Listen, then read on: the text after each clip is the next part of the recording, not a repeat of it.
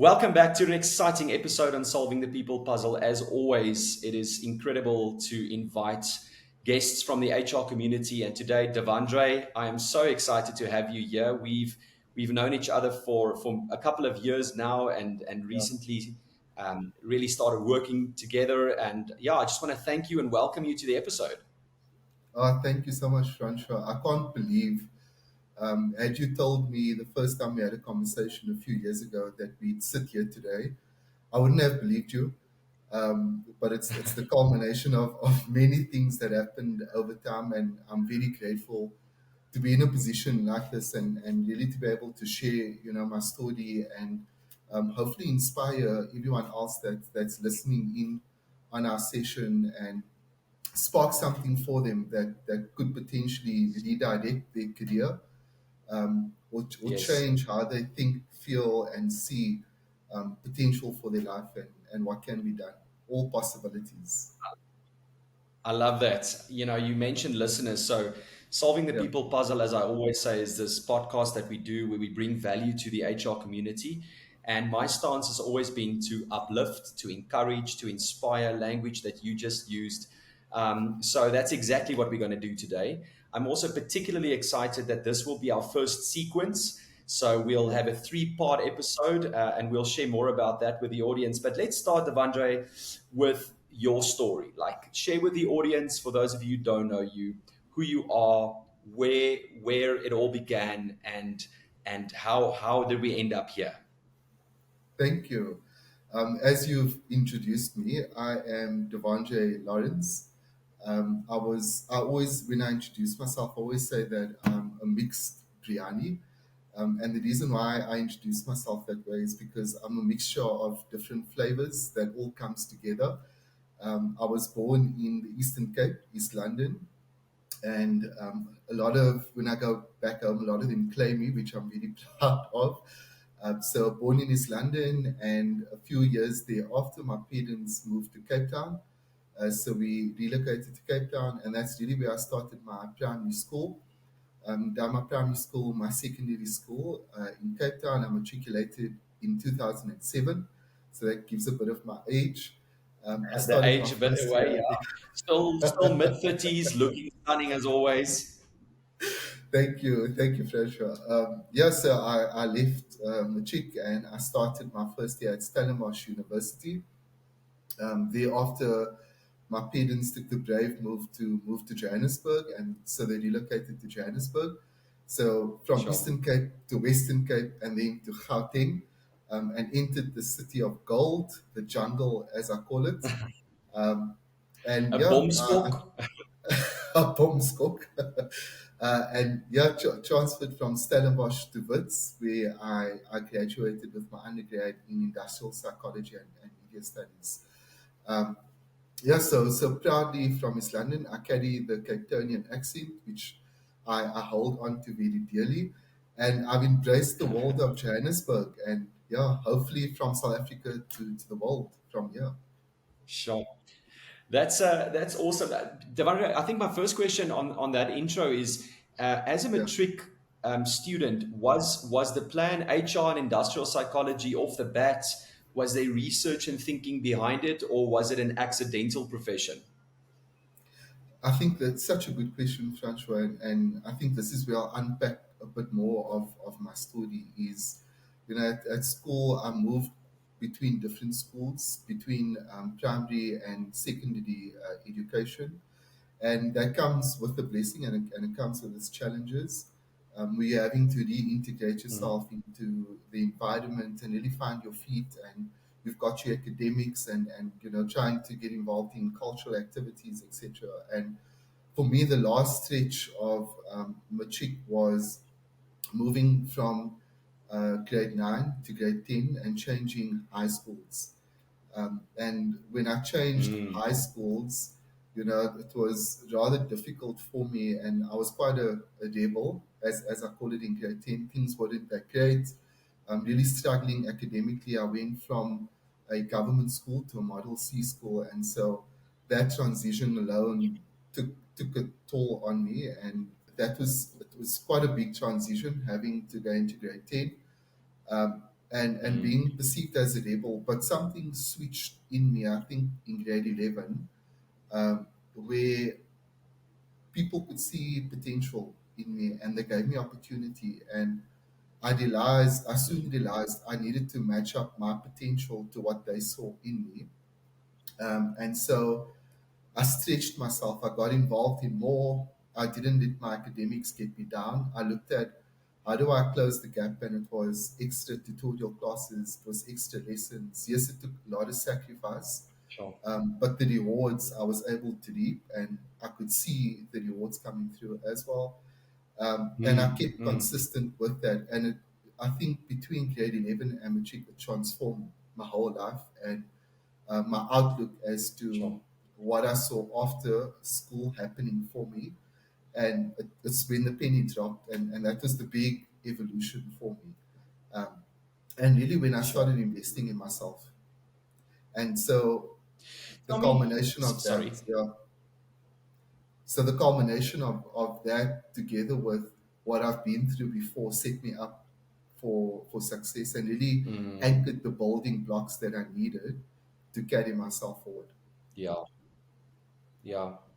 I want to double click on something you just said, Devandre, because I think it could be so relevant to a young listener listening to this episode. And that is someone saw potential, someone saw something, and that inspired you. I think often we in our lives meet people that see something that we're not aware of yet.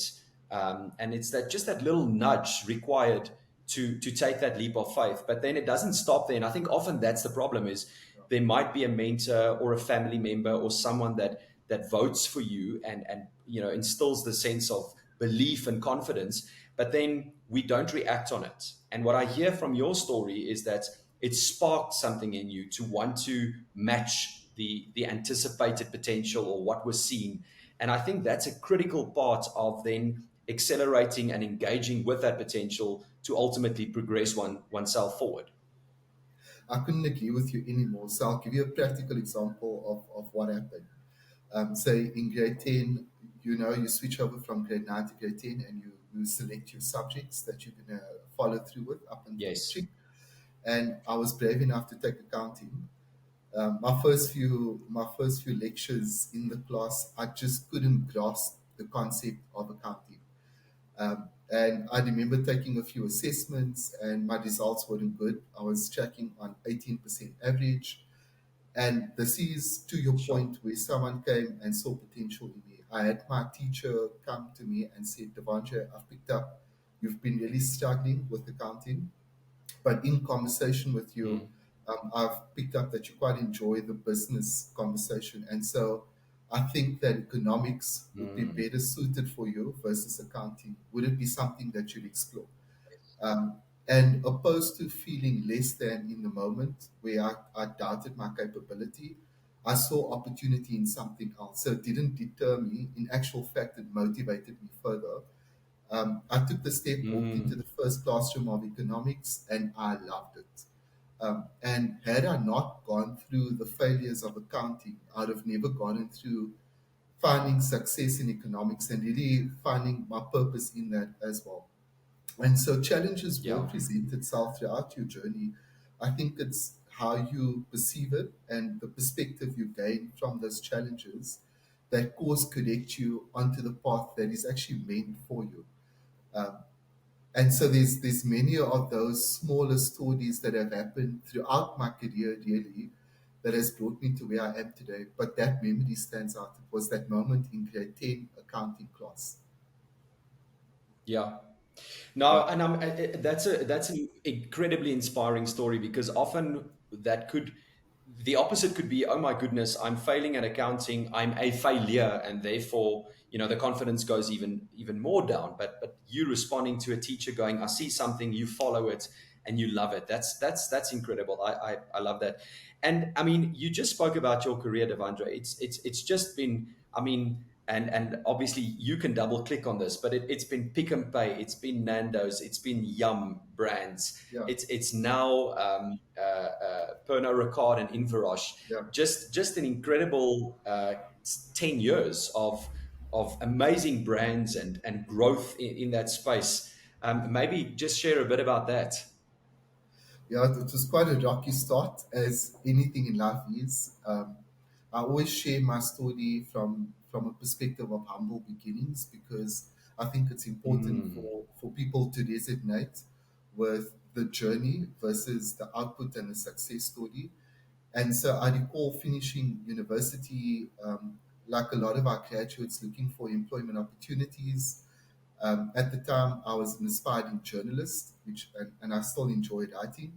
Um, took an opportunity at Live magazine. It was a non-profitable magazine in Cape Town, and I went back to Cape Town, relocated back to Cape Town for 3 months, done an internship, Wow. um, got had no compensation. They paid for my bus ticket, and I was very happy about that because it allowed me to get to work. Wow.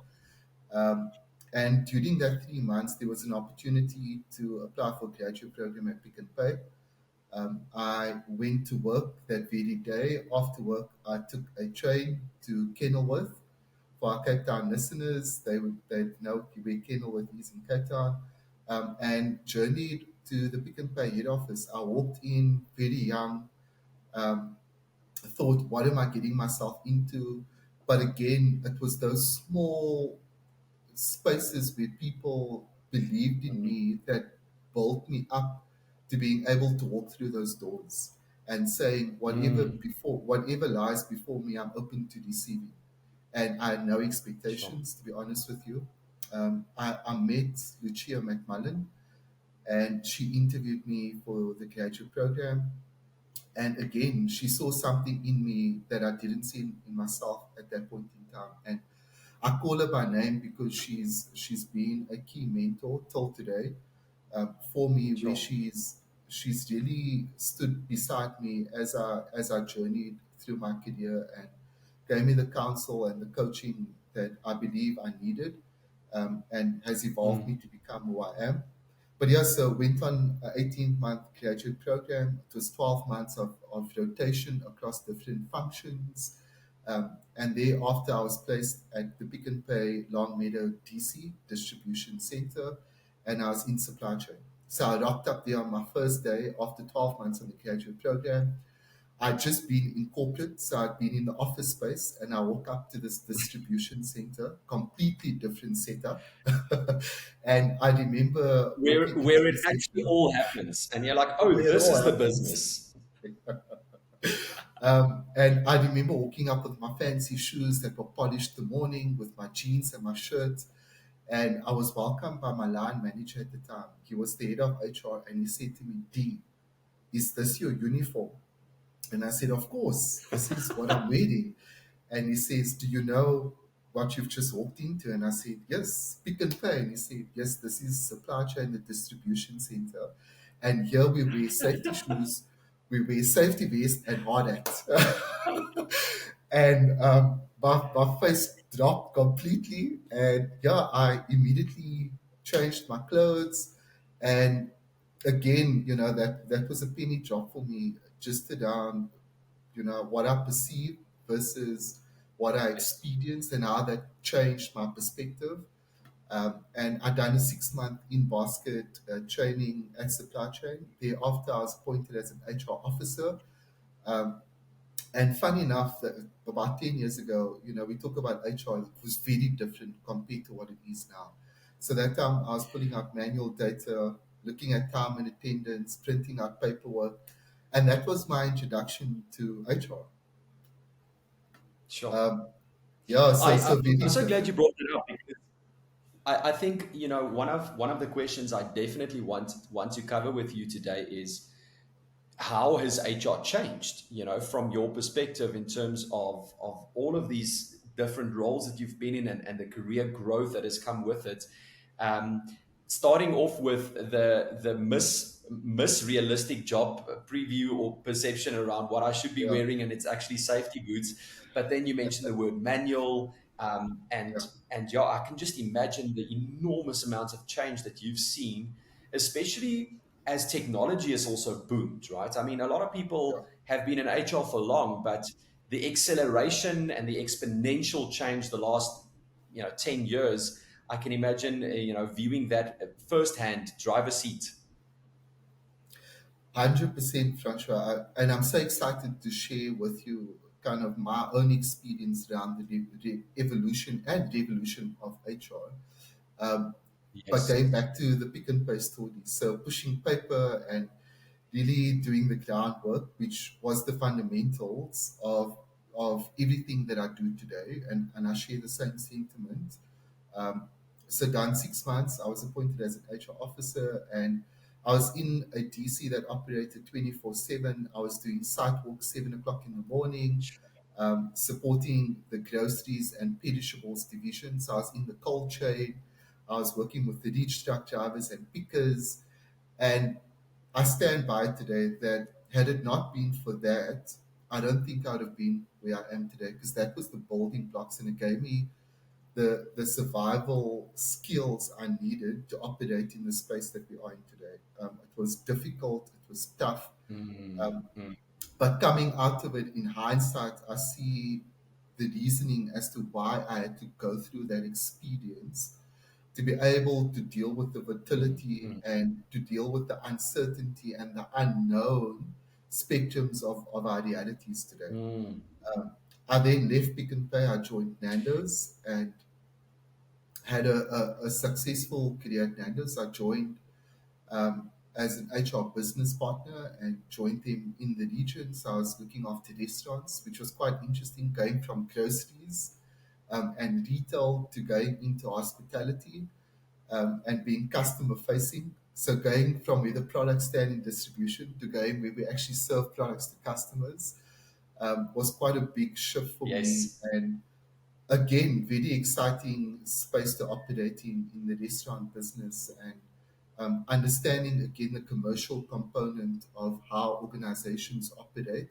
And I think that expanded my skill sets from technical skill, which Pick and Pay enabled me with, to understanding how businesses and organizations operate and how I can use my technical skills to grow the business. And so, what was interesting was moving from an office administrator to a business partner. And if you recall, Francois, during that time, we started having Mm. conversations around HR business partnership and the model of an HR business partner. And so being part of that Yes. whirlwind and understanding how do we conceptualize this, what does it mean for HR to have a seat at the table, was really the exposure that I had at Nando's in terms of business partnership. And I ended off my career at Nando's Mm, after eight mm. years, and I was then fortunate enough to head up the people operations function, their HR shared services, and their business intelligence. So I got involved in system development, in building efficiencies around Sure. HR services, creating value chains for human resources, around building engagement tools and igniting culture, and just bringing people to the forefront. I then left Nando's after eight Mm, years, mm. continued in the chicken business, and moved from peri peri to fried chicken. And I thought I'd be adventurous in that space. And so my chicken career For those of continued. the audience who can't cook that chicken, that is KFC, right? That is KFC, the one and only. And so I left Nando's to join Yum Brands, and I continued my chicken journey. And I was with Yum Brands for just under a year. And again, I think for me, the exposure at Yum was around dealing and supporting franchisees. At Nando's, it was a hybrid model. Mm. 50% of their business was corporate, 50% was franchise, whereas at KFC, 98% of their business was franchise. And so dealing with Mm. entrepreneurs further enhanced how I saw Yes. myself as an HR professional, how I showed up as a business partner. And during that time as well, a lot of conversations were happening around business partnership to human capital. And, it wasn't just people being perceived as a number, but understanding people as a critical component of organizational value chain and how to continue to grow an organization and grow it sustainably as well. Mm. And I know that's a topic we'll touch on today. So I'm planting a bit of seeds for you as I Yeah. take you through my journey. And Love it. And so walking out of KFC, I think for me, the big capability I learned was the entrepreneurial spirit and understanding Mm, how different pieces come together to drive a successful business. During my time at KFC, I was mm, then mm. presented with an opportunity to join Pernod Ricard, and Pernod Ricard is the second leading organization in the wines and spirits across the globe. And so I took the brave step to join Pernod and move from piri piri to fried chicken and from fried chicken to alcohol business. And so I joined FMCG. But what I want to say to you and our listeners again, life has a sense of humor. And where I started my career in retail and FMCG, I now find myself back into that space because Pernod Ricard is a FMCG business. And so the skills I learned at the beginning of my career is what I'm tapping into now to continue my career. And I think that is so powerful, Sure. is that everything happens for a reason. That sure. That is so powerful, and I want to circle to just a couple of notes I made in you sharing your story. Thank you so much for that so far. Firstly, I often meet young individuals who want the progression and the success too quickly. And if I listen Yeah, to your story, humble beginnings, a bus ticket, a train to Kenilworth, working with admin, understanding the fundamentals, the basics. And often young individuals might look at that and go, I don't want to start there. I don't want to do that. Can't I just jump? Can't I just progress quickly? I've got 18 months. I need to, I need to, I need to. And, those fundamental building blocks set you up, and you're circling back to some of those skills right now, 10, 11, 12 years later. So I just wanted to mention that the importance of the building blocks and trusting the process yeah. for a young aspiring individual in our profession, or in any profession for that matter. You spot on. For me, I conceptualize it as perception versus perspective. And I think often as we're Mm, building our careers, we are faced through our experience with perceptions that we feed into. So the perception of our reality. And for me, often, whether it sure. be career or personal, do we look back on things that happened in the past. And in that moment, we might not have understood the reasoning and why we were faced with the tribulation and the challenges. But looking back, we are so grateful Yes. that it did happen. Had it not happened, we probably wouldn't have ended up where we are today. And so we might not have the answers to the questions in that moment. But to your point, we have to trust the journey and trust ourselves that and we'll Sure. break this down further in our conversation, but trusting yourself is important, and trusting the people that are around you that Sure. influences your perception. And I think where we start elevating is understanding our perception doesn't define our reality, it's how we experience our reality. Our perspective is what defines it, Yes. because our perspective is being able to elevate beyond your perception and understanding the greater purpose around why we're experiencing certain Mm, things. And once you start building your perspective and seeing perspective from different points of views, you are the logic starts coming and the reasoning starts coming, and you start drawing closer to your purpose and your calling. And I think if we wake up every day sure. pursuing that, I think that evolution and growth is inevitable. And I think for all of us, that's really what we want Sure. to experience, is be a better version of Perception versus ourselves every day. perspective.